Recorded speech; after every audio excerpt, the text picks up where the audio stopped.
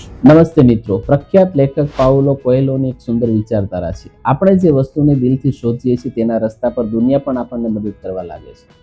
તેની પ્રસિદ્ધ નવલકથા ધ આલ્કેમિસ્ટ એમાં સેન્ટિયાગો નામનો એક યુવાન હોય છે જે પોતાના સપનાની શોધમાં ઘર છોડે છે. તેને ખબર નથી કે રસ્તામાં શું મળશે, પણ એક વાતની એને ખાતરી છે કે તે પોતાના સપના માટે પહેલું કદમ ભરી ચૂક્યો છે. રસ્તામાં તેને મુશ્કેલીઓ આવે છે, ઘણું નુકસાન થાય છે, લોકો નિરાશ કરે છે, એને લોકો હેરાન પરેશાન કરે છે, છતાં તે પાછો ફરતો નથી અને અંતે તેને સમજાય છે કે સફળતા માત્ર સપનું જોવાથી નથી મળતી. સફળતા ત્યારે શરૂ થાય છે જ્યારે આપણે આપણા સપના તરફ પહેલું ડગલું ભરીએ છીએ. મિત્રો, તમારી પાસે પણ કોઈ એવું સપનું છે કે કોઈ કામ છે જે લાંબા સમયથી તમે કરવા માંગો છો, તો આજથી જ રાહ જોવાનું બંધ કરો.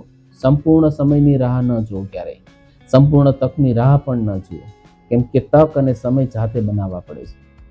માત્ર એક નાનું પગલું ભરી દો તમે, કારણ કે મોટી સફળતાની શરૂઆત હંમેશા એક નાના ડગલાથી થાય છે.